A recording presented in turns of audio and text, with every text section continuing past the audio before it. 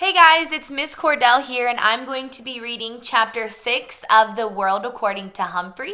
I have really enjoyed doing this school-wide read together. I've loved hearing all the other teachers read their chapters, and I can't wait to hear the rest of the book. So, today I'll be reading, like I said, Chapter 6. Don't forget, if you haven't heard a chapter, you maybe missed a chapter, you can always go back on our Facebook page or our YouTube channel for the school-wide read, and you can hear a chapter that maybe you missed. Also, stay tuned after the chapter for the activity that I tell you all, so you can complete those activities and send in your pictures so that you can get entered into the drawing to win a brand new bike. So here we go. Chapter 6, Moonlight Madness. I waited until the school was completely quiet. No students, no teacher, no Mr. Morales.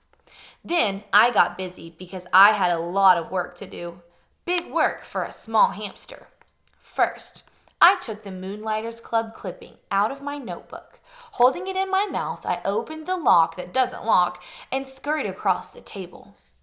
Getting down off the table was still a problem. I grabbed hold of the leg and slid down as I've done before. It makes me feel a little queasy in my tummy, but it would be worthwhile if I could get Aldo a girlfriend. I hurried over to the big machine, which was very, very high off the ground.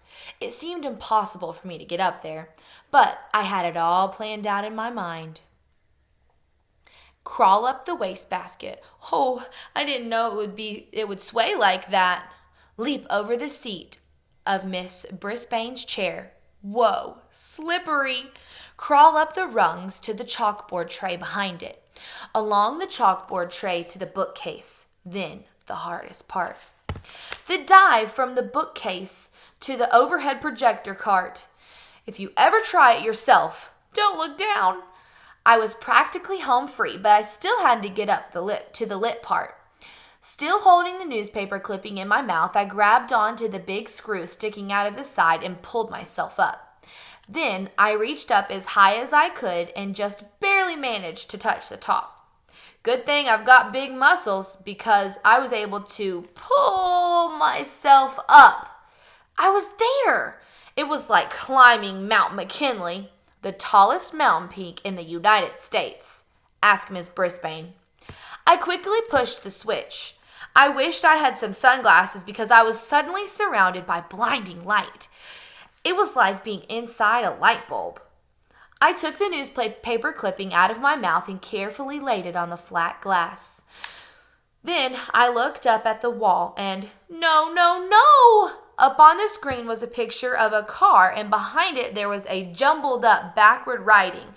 I realized I must have laid the clipping on the glass upside down. I quickly turned it over, and there it was. All the information about the Moonlighters Club right there on the wall with the outline of the car behind it. Aldo would be coming soon, so I hurried back to the cage. I was faster getting back because it was mostly downhill until the very end, when I had to swing my way up the cord to the blinds and back on the table. I was panting pretty hard by the time I closed the cage door behind me. I didn't even have time to catch my breath before Aldo swung the door open. "Whoa! Who left that on?" he exclaimed as he'd entered. "That thing could overheat." He hurried over to the overhead projector. "Look at the wall! Look up at the wall!" I squeaked. But the words only sounded like hamster peeps. Also, Aldo didn't waste a second. He flicked the machine off. All that work for nothing. But then a funny thing happened. Aldo turned the machine back on and looked at the wall.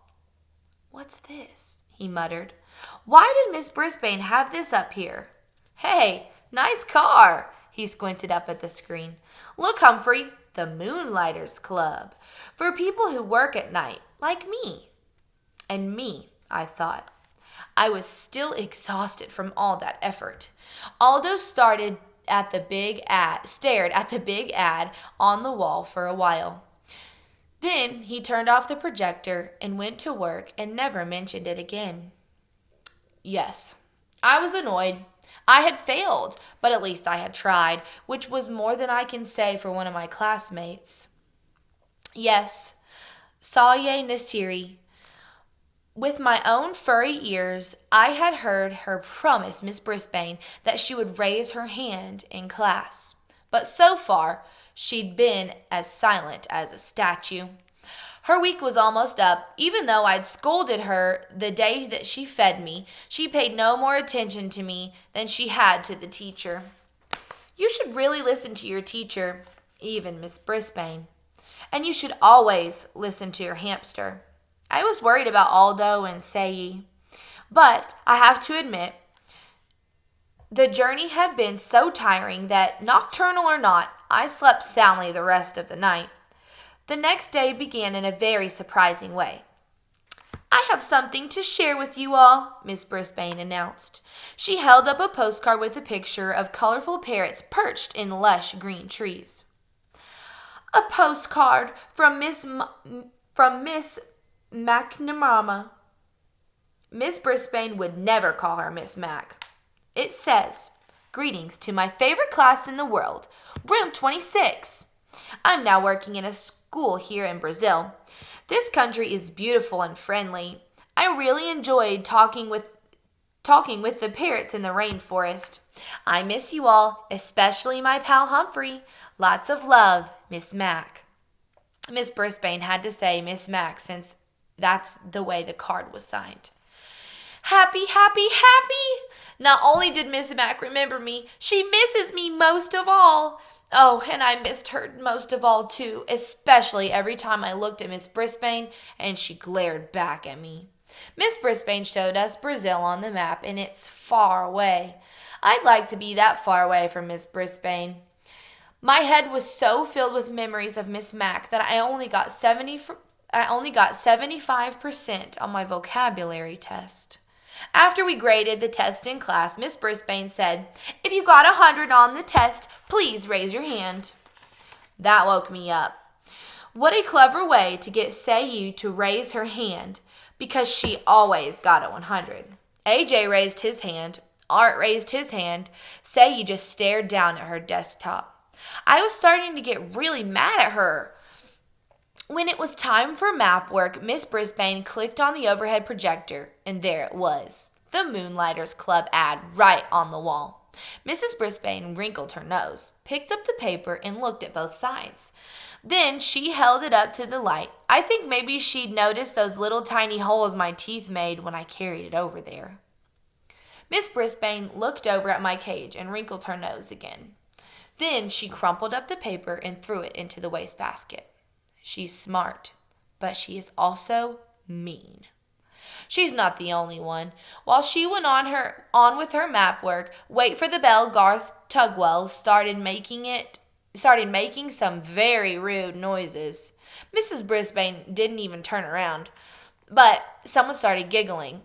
She just said, "Stop giggling, Gail."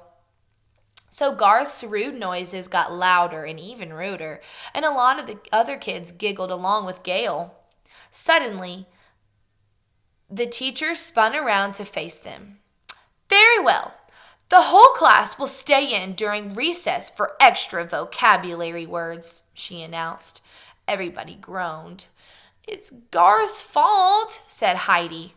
"Raise your hand," Miss Brisbane snapped back. "You will stay in during recess unless the person making the noises wants to step forward and admit it." Nobody said a word, but everybody glared at Garth, including me. "Okay, I did it," he said. "Raise your hand," Heidi whispered loudly.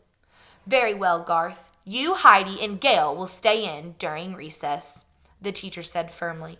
Heidi and Gail protested until the bell rang, but all three of them stayed in during recess. Instead of making them do extra vocabulary words, though, Miss Brisbane let them rest their heads on their desk. After she lectured them about their behavior, of course. All of this commotion had made me a little hungry, and for some reason I hadn't been fed yet, so I decided to squeak up for myself. Miss Brisbane turned and pointed at me angrily.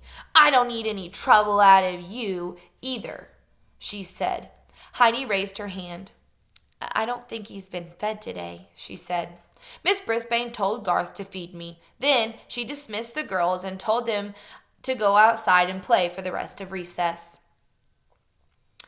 She wasn't completely mean to them anyway. She even trusted Garth to be alone in the room while she took some papers down to the office. I always liked to wait for the bell, Garth, so I was surprised when he started grumbling at me as he filled the water bowl to put some fresh mealworms in my cage. One of these days you'll get in trouble too, he said. I'll see to that. Huh? I squeaked. Everybody hates me. Everybody loves you. You're just a rat in disguise. The words hurt me a lot. Why would Garth say that? I mean, sure, almost everybody does love me, but I don't make rude noises and get other people in trouble. I was still pondering Garth's behavior when my classmates returned to room 26. Miss Brisbane must have gotten rested up over the recess because she greeted them with a smile. I have a surprise for you, she told the kids. Surprises always get the class's attention. They think surprises are always good. However, I know that surprises can sometimes be bad, like the day Miss Mack left forever.